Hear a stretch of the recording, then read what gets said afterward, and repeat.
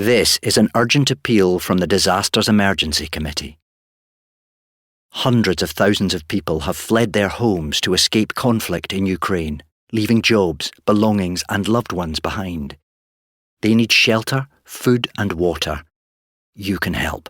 To donate online, search DEC or text radio to 70150 to give £10. Thank you. Streaming 24/7, this is Brum Radio. Thank you for downloading this Brum Radio podcast. For more podcasts, visit brumradio.com. I'm Dave Massey. I am back out of the studio. I am back down on the Birmingham Hippodrome campus, and I am joined by Catherine Miller OBE, who is the Chief Executive Officer of Birmingham Royal Ballet. Good afternoon, Caroline. How are you? Hello, I'm fine. Thank you for having me. Thank you for letting me come down to your building, to your office, to have a chat to you this afternoon. We're talking about your new season, which is you're just talking about and promoting today and across this week as the brand new area. What's your key focus from this? What's the thing that you're most wanting to talk about it today?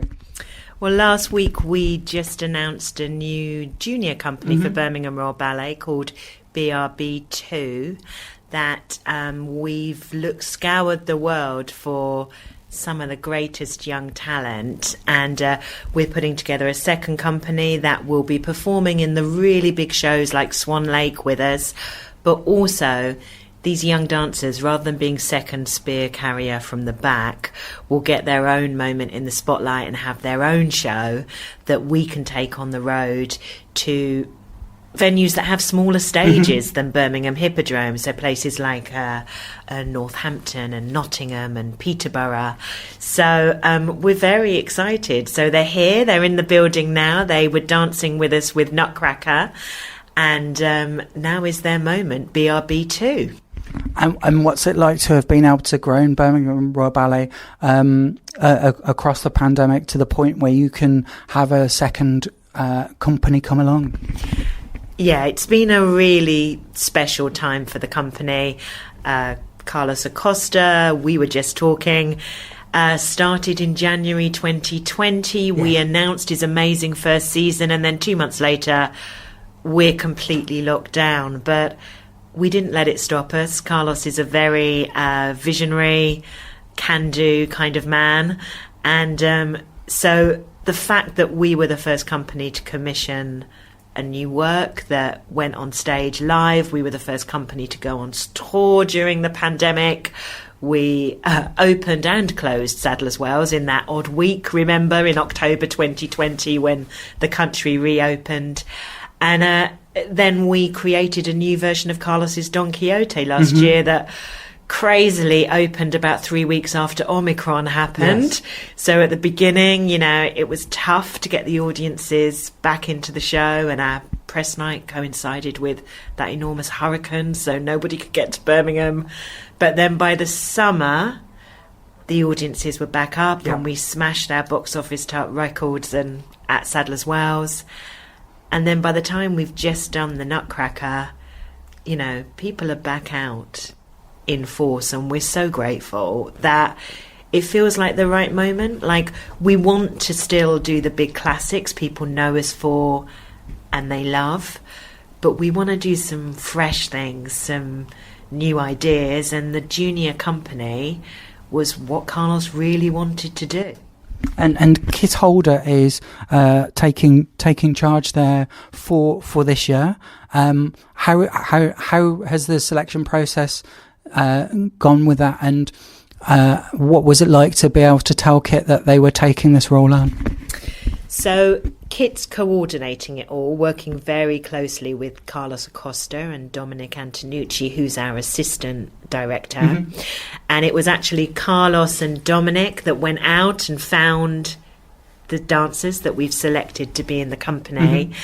And Kit is an amazing dancer. He's one of our first soloists, and he has also choreographed a lot, but he is at his stage where he needs his next stage and to develop his leadership skills. So he will be a great mentor and a role model and a leader for that new company. And for him, it helps him move forward with his own professional development as well. So we're very excited. But the most important thing is that those young people learn from as many voices as possible, whether it's Carlos Acosta, or next week we're doing a masterclass at Elmhurst for a piece called Rhapsody that was choreographed by the famous choreographer Frederick Ashton for a dancer called Leslie Collier and a chap called Mikhail Baryshnikov, who some people will know from starring as the Russian in Sex and the City, but anyone in the dance world knows him as possibly the greatest living dancer of his generation. Wow. And so on the first tour of the junior company, those young dancers will be performing a duet from Rhapsody, and the person it was created for is coming to Birmingham to coach two of them in a public masterclass at Elmhurst. So it'll be Kit, it'll be Carlos, it'll be people like Leslie Collier.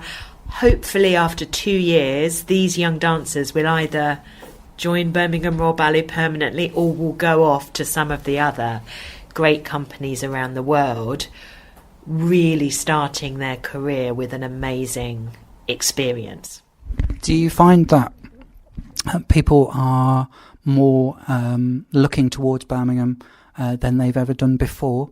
And how does that attention feel day to day?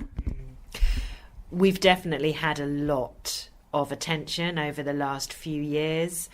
Some of the contemporary work that we've done has drawn a lot of attention. We made a piece last year called Hotel by Morgan Runacre Temple, and all I can describe it is my personal opinion. It's like a bizarre ballet version of The Shining, and I thought it would split views, but actually young people, old people, they loved it. It was quirky, it was scary, it was weird, and whether they liked it or not, they were still talking about it. And a lot of international interest from promoters around the world who want to present Birmingham Royal Ballet.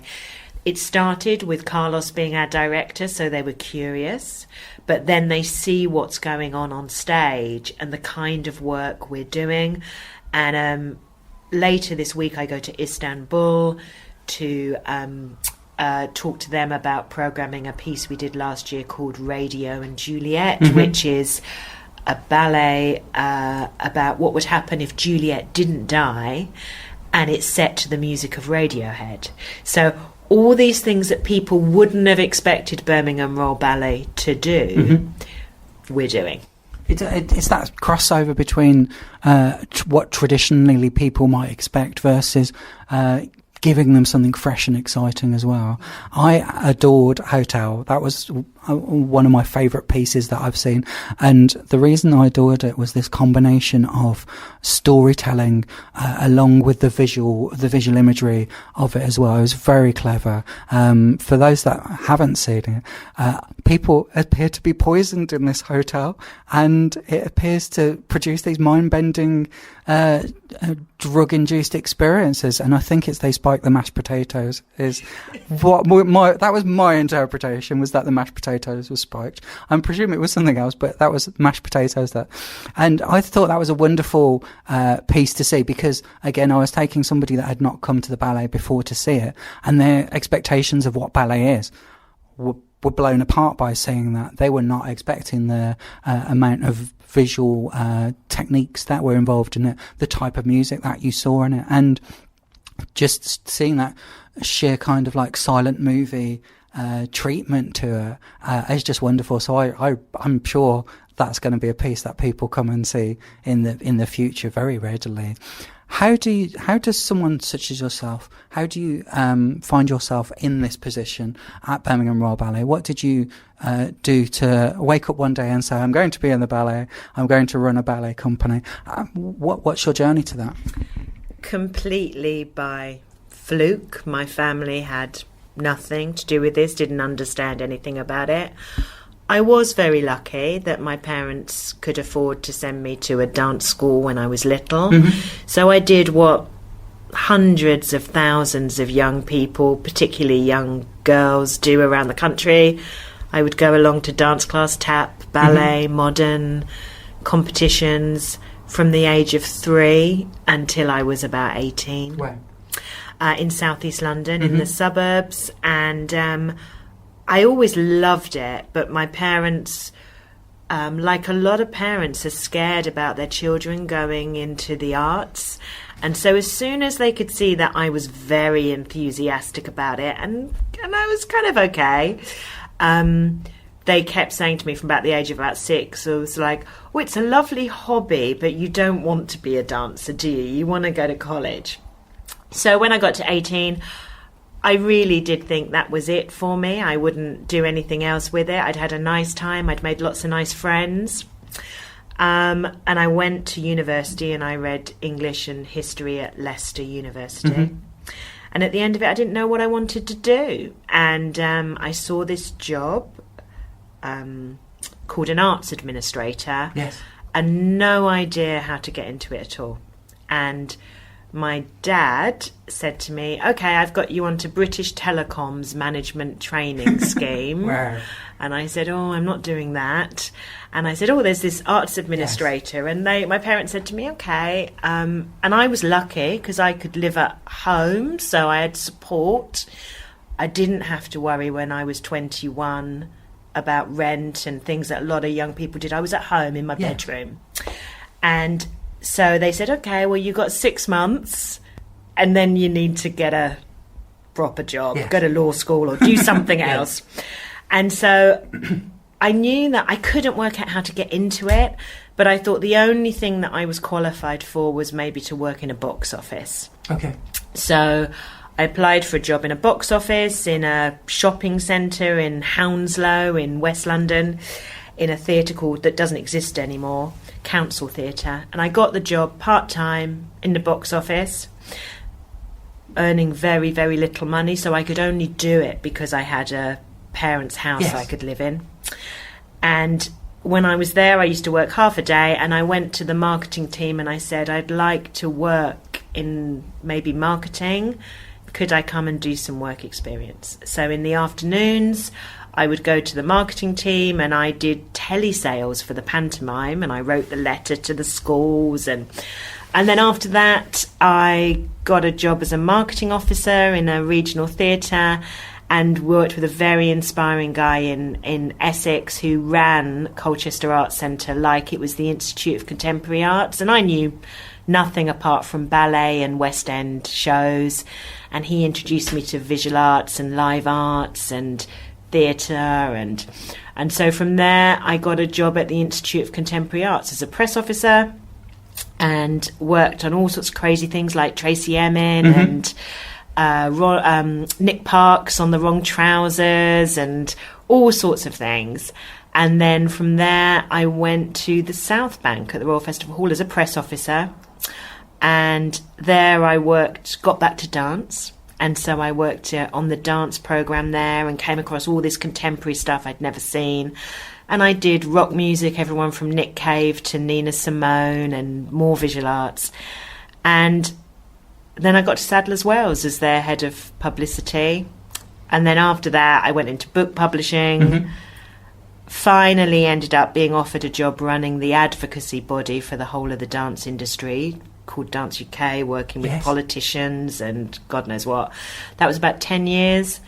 And after that, I was exhausted. I'd merged 4 companies together because there wasn't enough money.